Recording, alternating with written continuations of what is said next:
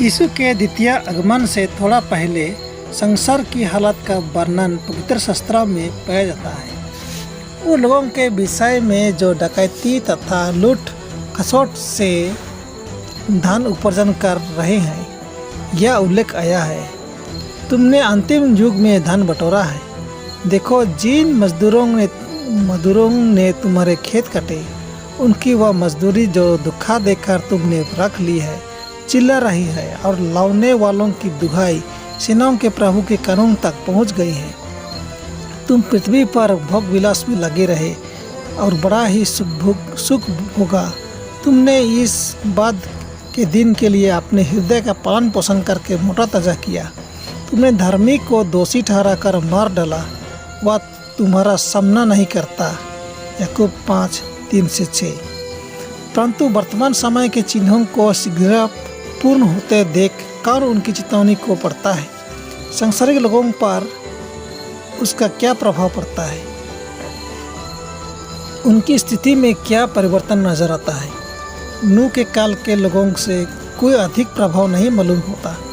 सांसारिक व्यवसाय व भोग विलास में फंसकर जल प्रलय के पूर्व के लोगों ने, और जब तक जल प्रलय आकर उन सब को बहा न ले गया, तब तक उनको कुछ भी मालूम न पड़ा। वैसे ही मनुष्य के पुत्र का आना भी होगा। मत्ती 24:39। उनके पास स्वर्ग प्रदत्त चेतावनियाँ थी, पर उन्होंने सुनने से इनकार किया। आज भी दुनिया परमेश्वर की आवाज़ की चेतावनियों की परवाह न करते हुए अनंत विनाश की ओर दौड़ी चली जा रही है। युद्ध की भावना से दुनिया में हलचल मची हुई है। दानियेल नबी के पुस्तक के 11 अध्याय में वे अध्याय की भविष्यवाणी पर्याप्त पूर्णता को पहुंच चुकी है। क्लेश के दृश्य जो नबूवत में दिए हुए हैं शीघ्र ही घटित होंगे। सुनो, यहोवा पृथ्वी को निर्जन और सुनसान करने पर है। वह उसको उलट कर उसके रहने वालों को तितर बितर करेगा, क्योंकि उन्होंने व्यवस्था का उल्लंघन किया है और विधि को पलट डाला और सनातन वाचा को तोड़ दिया है। इस कारण पृथ्वी को साप ग्रासेगा और उसमें रहने वाले दोषी ठहरेंगे, और इसी कारण पृथ्वी के निवासी भस्म होंगे। ढप का सुखदय शब्द बंद हो जाएगा। प्रसन्न होने वालों का कोलाहल जता रहेगा। बिना का सुखदय शब्द शांत हो जाएगा। यशायाह 24:1-8। मैंने पृथ्वी पर देखा कि वह सूनी और सुनसान पड़ी है, और आकाश की उसमें ज्योति नहीं रही। मैंने पहाड़ों को देखा कि वे हिल रहे हैं, और सब पहाड़ियों को कि वे डोल रही हैं। फिर मैं क्या देखता हूँ कि कोई मनुष्य भी नहीं, सब पक्षी भी उड़ गए हैं। फिर क्या देखता हूँ कि उपजाऊ देश, जंगल और यहोवा के प्रताप और उस भड़के हुए प्रकोप के कारण उसके सारे नगर खंडार हो गए हैं। यिर्मयाह 4:23-24। हाय हाय, वह दिन क्या ही भारी होगा, उसके समान और कोई दिन नहीं। वह याकूब के संकट का समय तो होगा, परंतु वह उससे भी छुड़ाया जाएगा। यिर्मयाह 30:7। इस संसार में सारे लोग परमेश्वर के शत्रु के साथ नहीं हो लिए हैं। सबके सब अनाज्ञाकारी नहीं हुए हैं। थोड़े से विश्वासी हैं जो परमेश्वर के सच्चे भक्त हैं, क्योंकि यूहन्ना लिखते हैं, पवित्र लोगों का धीरज इसी में है जो परमेश्वर की आज्ञाओं को मानते और यीशु पर विश्वास रखते हैं। शीघ्र ही परमेश्वर की सेवा करने वालों और न करने वालों के बीच घमासान का युद्ध होगा।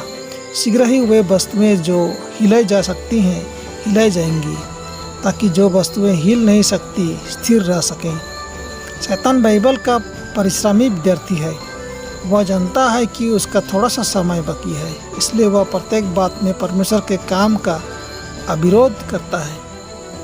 जब स्वर्गीय महिमा और प्राचीन काल क्लेशों की घटनाएं एक साथ घटेंगी, तो उस समय परमेश्वर के लोग जिन अनुभवों में से होकर गुजरेंगे उसका अनुमान करना असंभव है।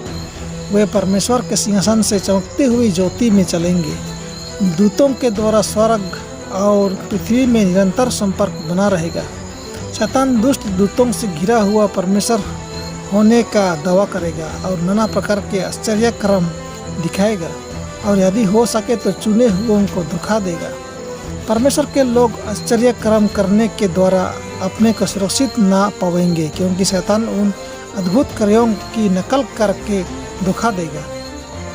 परमेश्वर के अनुभवी तथा परखे हुए लोग निर्गमन 31:12 से 38 में वर्णित चिन्ह में शक्ति प्राप्त करेंगे। लिखा है, उनको इसी जीवन वचन पर स्थिर रहना होगा। यही एक नींव है जिस पर वे सुरक्षित खड़े रह सकते हैं। जिन्होंने परमेश्वर के साथ अपनी वाचा को तोड़ डाला है, वे उस दिन बिना परमेश्वर और बिना आशा के होंगे। परमेश्वर के भक्तों की विशेष पहचान यह होगी कि वे चौथी आज्ञा का समादर करते हैं, क्योंकि यह उसकी सृजनात्मक शक्ति का चिन्ह और मानव की उपासना तथा भक्ति पर उसके दावे की साक्षी है।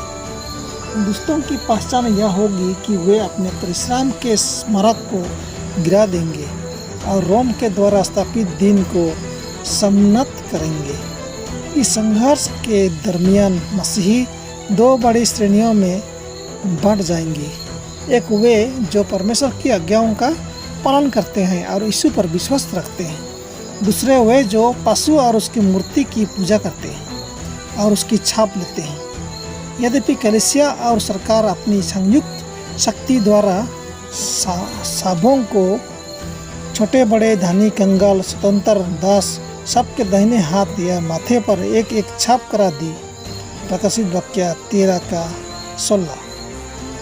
पटमस के नबी ने और मैंने आग से मिले हुए कांच का सा समुद्र देखा, जो उस पशु पर और उसके मूर्त पर और उसके नाम के अंक पर जयवंत हुए थे।